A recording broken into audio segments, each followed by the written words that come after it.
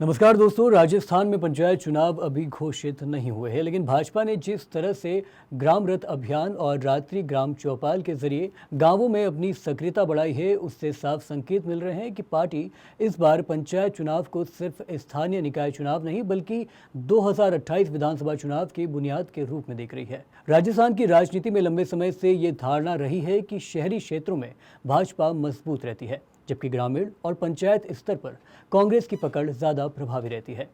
खासकर आदिवासी, किसान और ग्रामीण वर्ग में कांग्रेस का पारंपरिक वोट बैंक भाजपा के लिए हमेशा चुनौती रहा है। ऐसे में भाजपा का 14,000 पंचायतों तक पहुंचने का लक्ष्य बताता है कि पार्टी गांवों में संगठनात्मक कमजोरी को दूर करना चाहती है। 183 ग्राम रथ, 350 नेताओं की टीम, मंत्रियों को 10-10 चौपाल का लक्ष्य और मुख्यमंत्री भजनलाल शर्मा खुद गाँवों में रात्रि प्रवास करना, ये सब केवल सरकारी योजनाओं के प्रचार तक सीमित नहीं है, बल्कि ये सीधी राजनीतिक माइक्रो मैनेजमेंट है। भाजपा गाँवों में ये संदेश देने की कोशिश कर रही है कि सरकार सिर्फ जयपुर से नहीं चल रही, बल्कि गांव के दरवाजों तक पहुंच रही है।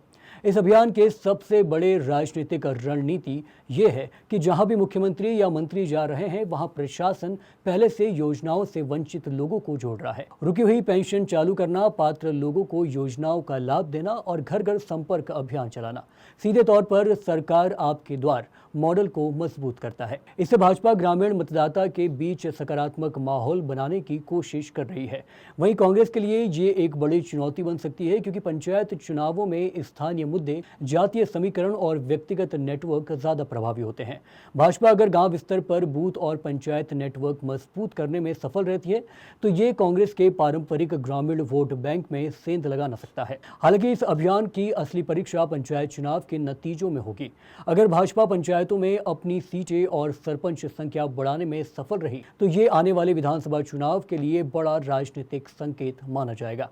लेकिन यदि ग्रामीण नाराजगी, बेरोजगारी, पानी, बिजली और किसान मुद्दे हावी रहे, तो कांग्रेस अब भी गांवों में अपनी पकड़ बनाए रख सकती है। कुल मिलाकर भाजपा ने पंचायत चुनाव से पहले गांवों में चुनावी माहौल बनाना शुरू कर दिया है।